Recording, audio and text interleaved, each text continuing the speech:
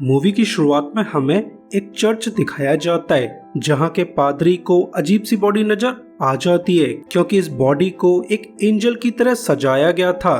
तो इस बॉडी को देखकर पादरी काफी ज्यादा घबरा जाता है, जो जल्दी से ये बात पुलिस को रिपोर्ट कर देता है, जिससे पुलिस वाले यहाँ पर इन्वेस्टिगेट करने आ जाते हैं। जहाँ इस केस का लीड इन्वेस्टिगेटर जेक नाम का बंदा था, जो इस डेड बॉडी को देखकर बिल्कुल भी खुश नहीं था क्योंकि ऐसी डेड बॉडीज उसने पहले भी देखी थी। तो जेक का सुपीरियर शेरिफ उसे इन्फॉर्म कर देता है कि ये काम तो आर्टिस्ट नाम के सीरियल किलर का लगता है, मगर यकीन मानो आर्टिस्ट अभी भी अपने प्रिजन सेल में मौजूद है, जो इस काम को अंजाम नहीं दे सकता, जिस पर जेक की टेंशन और भी ज्यादा बढ़ जाती है। अगले सीन में हमें पुलिस का स्ट्रेटेजी रूम दिखाया जाता है, जहां शेरिफ कॉप्स के सामने मर्डर केस की डिटेल्स को शेयर कर रहे थे कि लास्ट नाइट वाला मर्डर बिल्कुल उसी तरह से किया गया है जैसे कि 5 साल पहले आर्टिस्ट ने किए थे, जिस पर जेक की पार्टनर मैरी डाउट जताने लगती है। तो शेरिफ उसे क्लियर कर देता है कि 5 साल पहले आर्टिस्ट नाम के सीरियल किलर ने 6 लड़कियों का खून किया था, जो कि प्रोफेशनली प्रोस्टिट्यूट हुआ करती थी। स्पेशल पार्ट, आर्टिस्ट इन लड़कियों को किडनैप करके पॉइजन से मार देता था, जिसके बाद वो इन लड़कियों को मेटल से सजाकर सिटी के बीच रख देता था ताकि सभी लोग उसकी कलाकारी को एंजॉय कर सकें। मगर ये सब टाउन के लिए नाइटमेयर से कम नहीं था। तो मैरी फिर से डाउट जताने लगती है कि आखिर आर्टिस्ट को पकड़ा कैसे गया था, जिस पर शेरिफ उसे क्लियर कर देता है कि आर्टिस्ट को पकड़ने वाला और कोई नहीं, तुम्हारा पार्टनर जेक है, और अब आर्टिस्ट को एक मेंटल असाइलम में रखा गया है जहां से वो कभी भी भाग नहीं सकता। तो ये न्यू मर्डर्स प्रोबेबली किसी कॉपीकैट का काम है जो आर्टिस्ट को फॉलो करते हुए न्यू आर्टिस्ट बनना चाहता है। जिसके बाद हमें सेकंड डेड बॉडी दिखाई जाती है जिस पर कॉपीकैट किलर अपनी कलाकारी कर रहा था, जो डेड बॉडी को सजाकर ट्रेन के सामने रखने वाला है, और वो ऐसा करने में कामयाब भी हो जाता है क्योंकि अगले दिन पुलिस को मर्डर की रिपोर्ट मिल जाती है। तो ये लोग जल्दी से क्राइम सीन पर पहुंच जाते हैं जहां किलर ने सेकंड लड़की को एंजल की तरह सजाकर ट्रेन के सामने रख दिया था, मानो उस लड़की को एग्जीबिशन की तरह शो करना चाहता है। तो शेरिफ जेक को वार्न कर देता है कि हमें जल्द से जल्द इस कॉपीकैट किलर को अरेस्ट करना होगा, वरना टाउन में डर फैल जाएगा क्योंकि टाउन के लोग 5 साल पहले वाले नाइटमेयर को जीना पसंद नहीं करेंगे। तो मैं चाहता हूँ तुम आर्टिस्ट से बात करो, शायद तुम्हें उससे कुछ क्लूज मिल जाएं। जिस पर जेक बिल्कुल भी खुश नहीं था क्योंकि वो आर्टिस्ट से मिलना नहीं चाहता है। तो इस कन्वर्सेशन की जिम्मेदारी मैरी को दे दी जाती है। तो जेक मैरी को लेकर मेंटल असाइलम चला जाता है जहां पर आर्टिस्ट को कैद करके रखा गया था। तो रास्ते में जेक उसे क्लियर कर देता है कि आर्टिस्ट प्रोबेबली कोई एक साइको है जो लोगों को ब्रेन वॉश करके अपने काम करवा सकता है, क्योंकि 5 साल पहले अरेस्ट के दौरान उसने मेरे पार्टनर के दिमाग के साथ छेड़छाड़ कर दी थी, जिसने खुद ही आग लगाकर सुसाइड कर ली थी, जो बात आज तक मैं भूल नहीं पाया हूँ। तो आर्टिस्ट से बात करते समय तुम्हें ध्यान रखना होगा क्योंकि वो तुम्हें ब्रेन वॉश करने की कोशिश करने वाला है, जिस बात पर लेडी ध्यान नहीं देती। जिसके बाद ये लोग असाइलम पहुंच जाते। तो जब पूछताछ के लिए आर्टिस्ट को मैरी के सामने लाया जाता है तब मैरी ये जानकर दंग रह जाती है कि आर्टिस्ट को उसके बारे में पहले से पता था, जिस बात पर लेडी काफी ज्यादा शॉक थी। तो आर्टिस्ट उसे क्लियर कर देता है कि 2 हफ्ते बाद मुझे एग्जीक्यूट किया जाना है। तो अगर तुम मेरी हेल्प लेना चाहती हो तो तुम्हें मेरी डेथ सेंटेंस को चेंज करवाना होगा क्योंकि मैं इतनी जल्दी मरना नहीं चाहता, जिसके लिए मैरी साफ मना कर देती है क्योंकि उसके पास कोर्ट के ऑर्डर्स चेंज करने लायक अथॉरिटी नहीं थी। तो आर्टिस्ट उसे क्लियर कर देता है कि मैं तुम्हें कॉपीकैट के क्लूज दे सकता हूँ, जिसके लिए तुम्हें कोर्ट के ऑर्डर्स चेंज करवाने होंगे, साथ ही तुम्हें मेरा आर्ट मटेरियल प्रेजेंट सेल तक लाना होगा, जिसके लिए मैरी राजी हो जाती है। जिसके बाद मैरी डील के हिसाब से आर्टिस्ट का पेंट मटेरियल उसके प्रेजेंट सेल पहुंचा देती है। तो as a thank you artist Mary को इन्फॉर्म कर देता है कि लेटेस्ट विक्टिम के विंग्स को चेक करो जहां तुम्हें कुछ क्लूज मिल जाएंगे।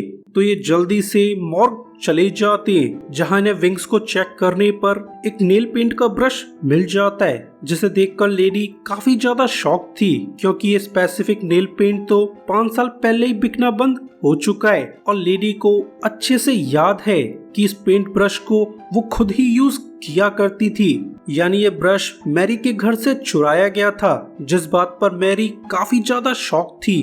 तो वो ये सारी डिटेल्स शेरिफ को रिपोर्ट कर देती है, जो लेडी को पुराने रिकॉर्ड्स चेक करने की परमिशन दे देता है। तो लेडी आर्टिस्ट की इंटेरोगेशन फाइल चेक करने लगती है, जहां से उसे पता चल जाता है कि आर्टिस्ट को इंटेरोगेट करने का काम जेक को दिया गया था, मगर इंटेरोगेशन के दौरान जेक ने ऑलमोस्ट आर्टिस्ट का खून कर दिया था, क्योंकि आर्टिस्ट डायरेक्टली उसके पार्टनर की मौत का जिम्मेदार था। अगले सीन में हमें एक आदमी दिखाया जाता है जो कि फिशिंग करने के लिए लेक के पास जा रहा था। तो उसे लेक के अंदर एक बोट नजर आ जाती है, जिस पर एक एंजेलिक फिगर बैठी हुई थी। तो इस बारे में वो पुलिस को रिपोर्ट कर देता है, जिससे पुलिस वाले जल्दी से यहाँ पर आ जाते हैं, क्योंकि अब तीसरा खून हो चुका है। मगर इन्वेस्टिगेट करते समय मैरी को एक निडल मिल जाती है, जिसे देखकर जेक काफी ज्यादा शॉक था, क्योंकि ये निडल उसके प्रीवियस पार्टनर जैक के कंपास की थी, जो उसके मर्डर के दौरान गायब हो गया था। तो अब जैक को डाउट होने लगता है कि ये मर्डर्स कोई कोइंसिडेंस नहीं है, प्रोबेबली कोई बड़ी कॉन्स्पिरेसी तैयार हो रही है। जिसके बाद जेक घर चला जाता है, जिसे आर्टिस्ट से रिलेटेड नाइटमेयर्स आने लगते हैं। तो हमें भी पता चल जाता है कि आर्टिस्ट ने अरेस्ट होने से पहले जेक के पार्टनर जैक के दिमाग में कुछ भर दिया था, जिसकी वजह से जैक पूरी तरह से पागल हो गया था। साथ ही उसने खुद को ही आग लगा ली थी। तो इस डेथ का जिम्मेदार आर्टिस्ट को माना जाता है, क्योंकि उसी ने जैक को ब्रेन वॉश किया था। वहीं मैरी आर्टिस्ट से मिलने चली जाती है, जो आर्टिस्ट को इन किलिंग्स का जिम्मेदार ठहराने लगती है, क्योंकि ये काम कोई उसका एडमायरर कर रहा है ताकि वो आर्टिस्ट को इम्प्रेस कर सके। तो आर्टिस्ट उसे टॉन्ट करने लगता है कि मेरे एडमायरर्स मुझे लेटर्स भेजते रहते हैं, जिन्हें तुम कभी भी चेक कर सकती हो, शायद तुम्हें कोई क्लूज मिल जाएं। जिस पर मैरी क्लियर कर देती है कि कोर्ट ने तुम्हारे डेथ सेंटेंस को चेंज करवा दिया है। वहीं दूसरी तरफ हमें एक हुडेड फिगर दिखाया जाता है, जो रात को एक स्ट्रिप क्लब चला जाता है, जहां पर एक स्ट्रिपर डांस कर रही थी, जो उस हुडेड फिगर को इतनी पसंद आ जाती है कि वो उस लेडी को ही किडनैप कर लेता है। ऑब्वियसली ये बंदा वो कॉपीकैट किलर है और अब ये डांसर उसकी नेक्स्ट विक्टिम होने वाली है। जिसके बाद किलर लेडी के सर में कीलें गाड़ने लगता है, जिससे लेडी तड़प तड़प कर वहीं मर जाती है। वहीं मैरी अपने हस्बैंड के साथ डिनर कर रही थी, पर तभी उसे कुछ अजीब सी आवाजें सुनाई देने लगती हैं। तो वो चेक करने चली जाती है, जहां उस पर एक आदमी हमला कर देता है, मगर वो मैरी को हर्ट कर पाता उससे पहले ही मैरी का हस्बैंड यहाँ आ जाता है, जो उस आदमी को पीट पाट कर यहाँ से भगा देता है। पर अब मैरी काफी ज्यादा घबरा चुकी थी, जो इस बारे में जेक को भी इन्फॉर्म कर देती है। तो जेक भी चेकिंग के लिए मैरी के घर आ जाता है, मगर वो इन्वेस्टिगेट कर पाता उससे पहले ही जेक को एक कॉल आ जाती है, जिसके हिसाब से चौथा खून हो चुका है। तो ये लोग जल्दी से एक म्यूजियम चले जाते हैं, जहां पर किलर ने फोर्थ बॉडी को सजा रखा था। और फिर इन्वेस्टिगेशन के दौरान इन्हें एक कंपास मिल जाता है, जिसे देखकर जेक फुल अलर्ट हो जाता है, क्योंकि वो एब्सोल्युटली श्योर है कि ये कंपास उसके पार्टनर जैक को बिलोंग करता था। तो वो प्रीवियस विक्टिम पे मिली निडल को कंपास में सेट कर देता है, जिस पर कंपास इन्हें एक डायरेक्शन में पॉइंट करने लगता है, जहां पर एक वियर्ड सी पेंटिंग मौजूद थी। तो ये दोनों पेंटिंग को इंस्पेक्ट करने लगते हैं, जिसके पीछे एक सेंटेंस लिखा हुआ था। तो इस सेंटेंस को पढ़कर जैक दंग रह जाता है, क्योंकि मरने से पहले उसके पार्टनर ने भी यही सेंटेंस मैसेज में भेजा था। तो ये लोग लाइब्रेरी में जाकर बुक को पढ़ना चालू कर देते हैं, जहां से मैरी को समाइल नाम के डीमन के बारे में पता चल जाता है, जिसका नाम आर्टिस्ट ने भी मेंशन किया था। पर समाइल का नाम सुनकर जैक अलर्ट हो जाता है, जो मैरी को लेकर एक फादर के पास चला जाता है, जो कि एक्सोर्सिज्म के लिए काफी ज्यादा मशहूर था। जैक की नजर में मैरी पर बुरी ताकतें हावी हो चुकी हैं, तो अब वो मैरी का इलाज करवाना चाहता है। पर ये बात मैरी को पसंद नहीं आती, नेक्स्ट सीन में हमें एक लेडी दिखाई जाती है जो हॉर्स राइडिंग करते वक्त जंगल की तरफ जाने लगती है। तो उसे एक जाल में कबूतर दिख जाता है, तो वो नीचे उतरकर उस कबूतर को आजाद कर देती है। पर तभी वो कॉपीकैट किलर लेडी पर हमला कर देता है, जिसके बाद हमें डॉक्टर लोश दिखाई जाती हैं, जो कि प्रोफेशनली एक साइकेट्रिस्ट थे। साथ ही डॉक्टर लोश उस मेंटल असाइलम के डायरेक्टर हैं जिसमें आर्टिस्ट को कैद किया गया है। तो एक स्टाफ लोश को एनवलप दे देता है, ये कहते हुए कि ये एनवलप आर्टिस्ट के लिए आया है। तो इन्हें देखकर दंग रह जाता है, क्योंकि कॉपीकैट किलर ने अपने 5th विक्टिम के फोटो आर्टिस्ट को पोस्ट किए थे ताकि वो आर्टिस्ट को टॉन्ट कर सके। जल्द ही इस मामले में शेरिफ को भी पता चल जाता है, जिसकी अब पूरी तरह से चटकी हुई थी, क्योंकि कॉपीकैट का 5वां विक्टिम कोई नॉर्मल इंसान नहीं था और अब हायर अप्स उस पर प्रेशर बना रहे थे, जिस बारे में वो जैक और मैरी को भी इन्फॉर्म कर देता है कि हमें जल्द से जल्द कुछ करना होगा। शेरिफ के हिसाब से कॉपीकैट आर्टिस्ट का स्टूडेंट है, जो कि शुरुआत से ही आर्टिस्ट के कांटेक्ट में है, वरना आर्टिस्ट के एग्जीक्यूशन से पहले ही ये स्पेशल किलिंग्स चालू क्यों हुई हैं। ऑब्वियसली कॉपीकैट आर्टिस्ट का एग्जीक्यूशन रुकवाना चाहता है, तो पुलिस वाले आर्टिस्ट के रूम में चेकिंग करने चले जाते हैं ताकि वो आर्टिस्ट के सामानों से कॉपीकैट का क्लू ढूंढ सके, मगर उन्हें सामानों में कोई भी खास जानकारी नहीं मिलती। साथ ही ये इलीगल सर्च मैरी को भी पसंद नहीं आती है, तो वो आर्टिस्ट से माफी मांगने चली जाती है, जिस पर आर्टिस्ट जरा भी ध्यान नहीं देता, क्योंकि उसे सर्च के बारे में पहले से ही पता चल गया था, जिसने बड़ी चालाकी से उन लेटर्स को जला दिया था जो उसके फैंस भेजा करते थे।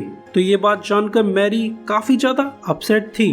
तो आर्टिस्ट उसे अपनी बचपन की स्टोरी सुनाने लगता है कि जब मैं छोटा था तब मेरी मॉम प्रोस्टिट्यूशन करती थी, तो जब भी कस्टमर्स घर आते थे तब मुझे एक छोटे से रूम में बंद कर दिया जाता था, तो मैं स्केच बना बना कर अपना टाइम पास करता रहता था, मगर मेरी स्केच मॉम को पसंद नहीं आती थी, तो उन्होंने मेरी सभी स्केच को फाड़कर जला दिया था, जिससे हम दोनों के बीच अनबन चालू हो गई थी। तो एक दिन झगड़े के दौरान उन्होंने मुझे जमीन पर गिरा दिया था, जिससे मेरे सर में अंदरूनी चोट आ गई थी एंड एज अ रिजल्ट 2 साल के लिए मुझे व्हील चेयर में रहना पड़ा था। यकीन मानो वो सब बिल्कुल भी अच्छा नहीं था। वहीं प्रेजेंट में आर्टिस्ट जोर जोर से चिल्लाने लगता है कि जेक, मुझे अच्छे से पता है कि तुम हर समय हमारी बातों को सुन रहे हो, तो तुम सामने क्यों नहीं आ जाते? वैसे भी हम दोनों अच्छे दोस्त हैं। जिस बात पर मैरी काफी ज्यादा गुस्सा थी, क्योंकि जेक ने शुरुआत से ही उससे ये बात छुपा रखी थी कि वो आर्टिस्ट और मैरी की बातों को छुपके से सुन सकता है। मगर जब लेडी यहाँ से जाने वाली थी तब आर्टिस्ट उसे रिवील कर देता है कि तुम्हारा कॉपीकैट किलर मेरी तरह ही एक आर्टिस्ट है, जिसने अपनी एक पेंटिंग लैंसन स्टोर को बेची थी, तो तुम्हें वहां जाने पर कॉपीकैट का क्लू मिल जाएगा। तो ये लोग जल्दी से उस स्टोर चले जाते हैं, जहां उन्हें कॉपीकैट की बनाई एक ड्राइंग मिल जाती है, पर स्टोर ओनर को इस पेंटिंग के बारे में कुछ भी पता नहीं था। तो ये लोग इस पेंटिंग को एज अ एविडेंस सीज कर लेते, मगर जब ये लोग बाहर जा रहे थे तब इन पर हमला हो जाता है। तो अटैकर को देखकर मैरी एक बार में पहचान लेती है कि इसी आदमी ने उस पर पहले भी हमला किया था, तो वो उस बैगर को चेज करने लगती है, मगर वो अटैकर को अरेस्ट कर पाती उससे पहले ही वो सुसाइड कर लेता है, जिस बात पर मैरी बिल्कुल भी खुश नहीं थी। जिसके बाद इस आदमी की जन्म कुंडली निकाली जाती है, तो शेरिफ लेडी को इन्फॉर्म कर देता है कि उस आदमी का नाम सुलेवान था, जो कि सरप्राइजिंगली उसी मेंटल असाइलम में काम करता था जिसमें आर्टिस्ट को कैद करके रखा गया है। साथ ही वो डॉक्टर लोश का असिस्टेंट हुआ करता था, जो कि आर्टिस्ट के डेली कांटेक्ट में आता था। और तभी एक स्टाफ लेडी ने इन्फॉर्म कर देती है कि हमने उस पेंटिंग को चेक कर लिया है, जिस पर हमें एक थंबप्रिंट मिल चुका है, जो कि एक प्रोस्टिट्यूट को बिलोंग करता है। तो वो थंबप्रिंट से डिटेल्स निकालकर प्रोस्टिट्यूट के घर चले जाते हैं, जहां उन्हें कॉपीकैट के बजाय एक कॉप्स मिल जाती है, जिसके ऊपर का मांस अब तक पूरी तरह से खत्म हो चुका था क्योंकि ये डेड बॉडी काफी समय से यहाँ रखी हुई थी। तो इसे देखकर मैरी दंग रह जाती है क्योंकि ये लेडी प्रोबेबली आर्टिस्ट का फर्स्ट विक्टिम हो सकती है। जिसके बाद इन्हें सर्च करने पर पता चल जाता है कि ये घर असल में आर्टिस्ट का पुराना घर है जहाँ पर आर्टिस्ट ने अपना जीवन बिताया था। तो इन्हें भी एहसास हो जाता है कि ये डेड बॉडी प्रोबेबली आर्टिस्ट की मॉम की है। तो इन्हें एहसास हो जाता है कि आर्टिस्ट ने शुरुआत से ही उन्हें कॉपीकैट के बारे में कोई भी क्लूज नहीं दिया है, वो तो शुरुआत से ही इन्हें बेवकूफ बना रहा था। तो लेडी गर्म मूड में आर्टिस्ट के पास चली जाती है जो लेडी को टॉन्ट करने लगता है, क्यों कैसा लगा मेरा फर्स्ट मास्टरपीस, जिस पर लेडी ध्यान नहीं देती बल्कि वो तो आर्टिस्ट को थ्रेटन करने लगती है कि अगर तुमने कॉपीकैट के बारे में मुझे कुछ भी जानकारी नहीं बताई तो कल सुबह ही तुम्हें डेथ सेंटेंस दे दिया जाएगा। जिस पर आर्टिस्ट ध्यान नहीं देता बल्कि वो तो मैरी को ही ब्रेन वॉश करने लगता है। तो जब आर्टिस्ट का मन भर जाता है तब वो मैरी को एक एड्रेस दे देता है जहाँ पर जाकर वो लोग कॉपीकैट को अरेस्ट कर सकते हैं। मगर जब पुलिस उस एड्रेस पे पहुंचती है तब वो लोग दंग रह जाते हैं क्योंकि आर्टिस्ट ने उन्हें फिर से गलत एड्रेस प्रोवाइड कर दिया था। वहीं आर्टिस्ट मैरी को एक क्ले स्कल्पचर दे देता है। तो घर जाते वक्त मैरी इसे डिस्ट्रॉय करने लगती है जिसके अंदर मैरी को एक पेपर मिल जाता है जिस पर एक एड्रेस लिखा हुआ था। तो वो और जैक जल्दी से एड्रेस पर चले जाते हैं जहां दीवार पर उन्हें काफी सारे फोटोज दिख जाते हैं जिन्हें देखकर मैरी काफी ज्यादा शॉक थी क्योंकि ये सभी फोटोज मैरी की थी। पर तभी उसे घर के अंदर से रोने की आवाज आने लगती है जिसे फॉलो करते हुए मैरी एक हिडन डोर तक पहुंच जाती है जिसे खोलकर मैरी बेसमेंट में एंटर कर जाती है जो कि ऑब्वियसली कॉपीकैट का बेस था।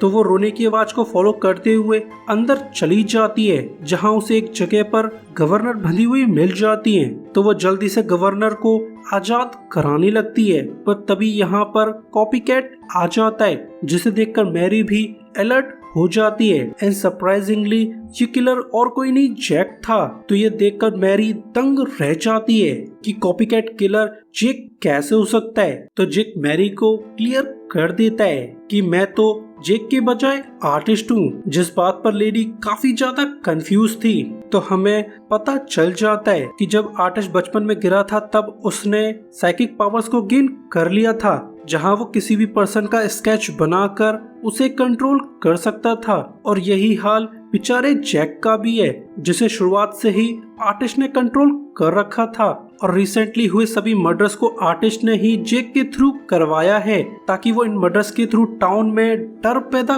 कर सके जिससे उसका काम आसान हो जाता है क्योंकि वो शुरुआत से ही अपने डेथ सेंटेंस को चेंज करवाना चाहता था। और इस समय आर्टिस्ट ने अपनी स्केच के थ्रू जैक को कंट्रोल कर रखा था जो मैरी को मारने के लिए रेडी हो जाता है क्योंकि अब मैरी की जरूरत खत्म हो चुकी है क्योंकि कोर्ट ने उसका डेथ सेंटेंस चेंज कर दिया था। मगर वो मैरी को मार पाता उससे पहले ही मैरी जैक को गोली मार देती है जिससे बेचारा जैक मारा जाता है। मगर इस सब में जैक बिल्कुल भी दुखी नहीं था क्योंकि अब उसे मुक्ति मिल चुकी है। जिसके बाद शेरिफ मैरी को शाबाशी देने लगता है क्योंकि उसने कॉपीकैट किलर का एंड कर दिया था। मगर असल में शेरिफ काफी ज्यादा दुखी है क्योंकि जैक उसका अच्छा दोस्त हुआ करता था। जिसके बाद मैरी और उसका हस्बैंड एक फ्यूनरल में चले जाते हैं। तो लौटते वक्त मैरी को डॉक्टर लोश नजर आ जाता है जो कि आर्टिस्ट का साइकेट्रिस्ट हुआ करता था। तो लोश को यहाँ देखकर लेडी को डाउट होने लगता है कि प्रोबेबली लोश को इस समय आर्टिस्ट ने कंट्रोल कर रखा है। तो वो लोश के पास जाकर बैठ जाती है ये कहते हुए कि तुम जब चाहे तब जेल से भाग सकते थे, तुम्हें इतने मर्डर्स करने की कोई भी जरूरत नहीं थी। जिस पर आर्टिस्ट उसे टॉन्ट करने लगता है कि मैं कभी जेल से भागना चाहता ही नहीं था क्योंकि मैं तो जेल में अपना मस्त टाइम पास कर रहा था। मैं तो भागने की बजाय अपने डेथ सेंटेंस को चेंज करवाना चाहता था ताकि मैं बाकी की जिंदगी जेल में एंजॉय कर सकूं। वैसे भी मैं लोगों को कंट्रोल करके अपनी मनमर्जी चला सकता हूँ, जो बात लेडी को बिल्कुल भी पसंद नहीं आती।